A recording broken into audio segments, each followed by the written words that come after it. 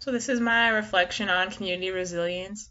I said community resilience means that the community comes together in order to deal with an issue rather than just dealing with it as individuals. I came up with this specific definition because in the video it was mentioned that resilience means adapting in the face of challenges. So you would need to come up with a way to solve a problem in order to adapt to it rather than believing that there's nothing you could do about a situation that you do not like. And community resilience matters because sometimes it's hard to face an issue by ourselves, and we need the help of others in order to meet our goals.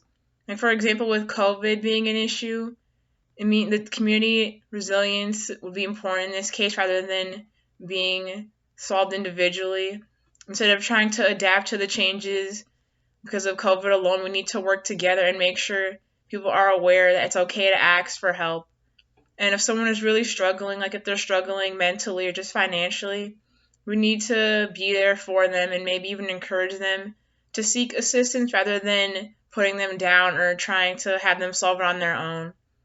Like if a local business is struggling, we might give what we can in terms of money, resources, or just giving that person someone to talk to and listen to. And three examples of community resilience in my hometown. One that I said is Cherry Street Health. It would offer like dental checkups and stuff like that for low income kids during school. So that way they can make sure that they're healthy without having to go to a doctor that they might not be able to afford.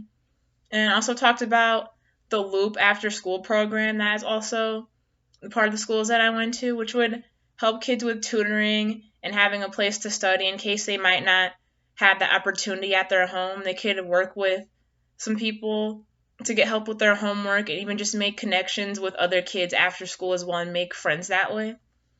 And then lastly, I talked about GRPS University, which helps parents become involved in their children's education by providing things like workshops, mentoring, classing, and coaching. This way, parents know how to effectively help their children with their homework and schoolwork and can help them do better in school and maybe even like school more. And you can become comfortable with being challenged and being in conflict with other people by engaging with these different opinions and actually making the effort to be exposed to those challenges rather than just closing yourself off and surrounding yourself with the same ideas, because it's really easy to just surround ourselves with those who think like us and consume certain media that supports our beliefs because we can just block out views that we don't agree with on certain websites. And we can also just think badly of people who don't agree with us by just blocking them too, choosing to ignore them, even if we haven't even given them a chance to explain themselves. You could just choose to ignore that. But instead, we should try to understand what those people are thinking and see what's their reasoning behind that, rather than just automatically shutting them down.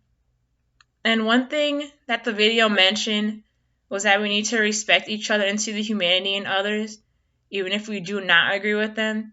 So instead of just immediately shutting down someone's argument, we need to give them a chance to explain their idea and try to understand why they had those beliefs, and we need to see them more as a person rather than just something that we do not agree with, and see them as being similar to us as well. And also, so rather than taking a different opinion as a personal attack or something that is against us specifically, we need to learn to accept those differences and see how they can lead to new ideas and possibly help us better the community around us. And when I envision a resilient community, I see one that is actually choosing to be aware of the issues around them and wants to make changes to improve the situation, rather than thinking that there is nothing that can be done to improve everything. The people in this community would work with each other and try to think up possible ways to make the community better for everyone. This would be different from what currently exists because rather than blaming others or waiting for someone like the government to take action, the community would work towards a common goal and be optimistic that they can achieve the goal, because sometimes you can't always rely on the government like we saw in the Flint documentary. Like, you might think these people do care about you because they're presenting that image, but behind the scenes they don't really care about the people and they rather just care about money. So it's important to get to know the people in your community and make connections and try to work with them to see if there's anything you could do to improve the community and the situation you're in. And I also said that we would get to this point by encouraging people with unique ideas rather than just disagreeing with those people and telling them that changes would never happen. And we also need to focus less on ourselves and more on the community and what can be done to make the community better. And the video also mentioned that we need to realize that we do not have all the answers, and due to that, we need to accept that we can be wrong and learn from our mistakes rather than punishing people from the mistakes they make. We need to at least try something out and see how that would work. And if we have a mistake, that we could try to make adjustments to that plan and then work on that to make things better. And I'm talking about the identity of my community. I would say my community is diverse and welcoming of other people, which is important when you need to work with others in order to achieve community resilience and improve the community. And based on the programs that we have, such as Loop and the Cherry Street Health Organization in schools, I would say the community focuses a lot on schools and children, which is important because children might be more willing to accept new values that will be in place to help people and continue using those values and ideas for years to come.